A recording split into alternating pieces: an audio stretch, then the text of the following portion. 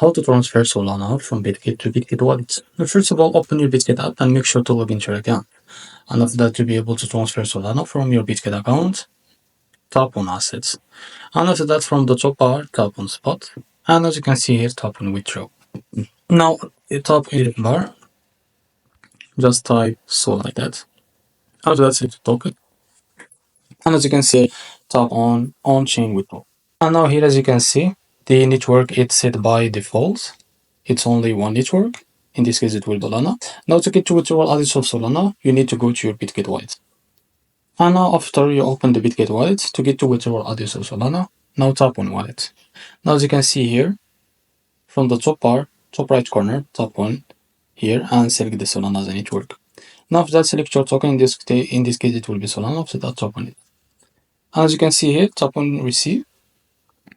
And now copy the withdrawal address and now just go back to your Bitget account. And here you can paste the withdrawal address. After that, see the amount you want to transfer.